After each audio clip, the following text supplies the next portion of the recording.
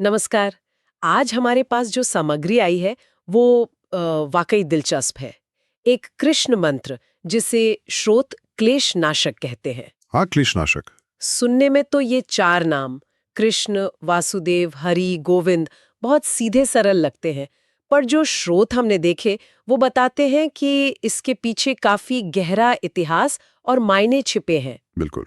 तो आज हमारा काम है इन स्रोतों का विश्लेषण करके समझना कि आखिर ये मंत्र क्या है, इसका क्या महत्व बताया गया है और हाँ, इसे जपने की विधि क्या है। बिल्कुल, और ये समझना ज़रूरी है कि ये कोई नई चीज़ नहीं है। स्रोतों के हिसाब से देखें तो इस मंत्र की जड़ें बहुत बहुत पुरानी हैं। अच्छा। हाँ, इसका जिक्र आपको विष्णु सहस्रनाम स्तोत्र में मिलेगा, जिसमें भगवान विष्णु के 1000 नाम हैं। हाँ, और कई पुराणों में भी इसका उल्लेख है। विष्णु सहस्त्र नाम में भी। हाँ, और महाभारत के अनुशासन पर्व में भी जो कर्तव्य और धर्म की शिक्षाओं से जुड़ा है, इन नामों के महत्व पर खास जोर दिया गया है।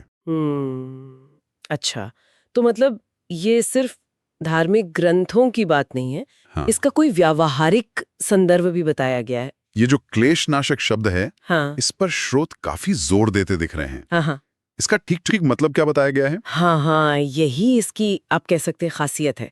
क्लेशनाशक का मतलब स्रोत बताते हैं मानसिक, शारीरिक और आध्यात्मिक, यानी हर तरह के कष्ट, दुख या क्लेश को दूर करने वाला। हर तरह के। हाँ, हर तरह की कहानियों में तो यहाँ तक आता है कि पांडवों ने भी अपने जीवन के सबसे मुश्किल दौर में, मतलब जब वो संकट में थे, तब इसी मंत्र का आसरा लिया था। हाँ पांडवों ने भी जी। और नारद मुनि जैसे बड़े ऋषियों ने इसे न सिर्फ क्लेश मिटाने वाला कहा है, बल्कि यहाँ तक कि मोक्षदायक भी कहा है, मोक्षदायक। यानी जन्म मृत्यु के चक्र से मुक्ति। हाँ बिल्कुल, मतलब मुक्ति में सहायक।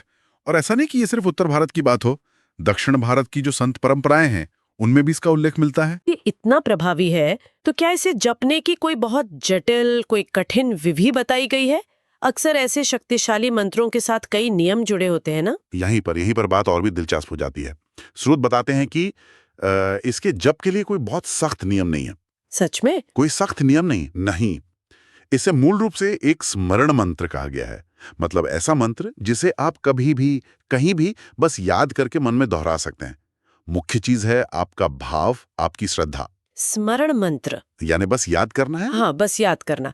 हालांकि एक वैकल्पिक विधि जरूर बताई गई है, जैसे सुबह स्नान के बाद घर में कृष्ण की मूर्ति या तस्वीर के सामने एक दीपक जलाकर शांति से बैठकर 108 बार यानी एक माला जप लें। अच्छा, एक विधि है। हाँ, एक विधि है, पर जोर जो है वो इसकी सरलता और सुलभता पर ही है कि कोई भी कर सकता है और विश्वास रखना है। जी। ये तो आज के समय के लिए काफी प्रासंगिक लगता है, जहाँ लोगों के पास वक्त कम है। बिल्कुल बिल्कुल। क्या स्रोत में किसी आज के समय के संत के विचार भी शामिल हैं इस पे? हाँ बिल्कुल।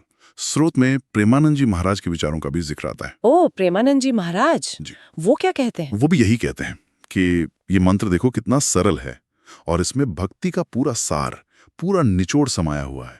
उनका भी यही मत है कि कोई भी व्यक्ति किसी भी हालत में हो, बिना किसी मुश्किल विधि विधान के इसे आराम से जप सकता है। तो वो भी इसकी सरलता पर ही जोर दे रहे हैं। हाँ बिल्कुल। और उनके विचारों का क्या महत्व बताया गया है, खासकर आज के संदर्भ में, आज की पीढ़ी के लिए? देखिए, वो इस बात पे जोर देते हैं कि जब कोई इसे श्रद्धा और प्रेम से जपता है ना, तो उसका मनोबल बढ़ता है। अंदर की जो नकारात्मकता या क्लेश हैं वो कम होते हैं और व्यक्ति ईश्वर की कृपा का अनुभव करने लगता है।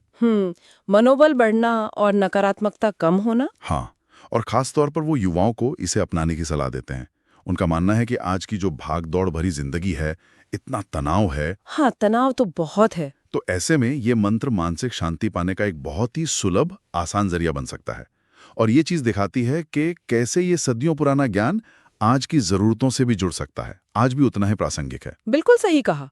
तो कुल मिलाकर अगर हम इन सभी स्रोतों को देखें तो ये समझ में आ रहा है कि ये कृष्ण मंत्र, जिसकी जड़ें प्राचीन ग्रंथों में हैं, उसे दुख दूर करने, शांति लाने और भक्ति जगाने का एक सीधा साधा सरल रास्ता माना गया है। हाँ बिल्कुल। और इसकी सबसे बड़ी खासियत शायद इसकी यही सहजता है, जिसे प्रेमानंद जी जैसे आज के संत भी उजागर कर रहे हैं। एकदम सही।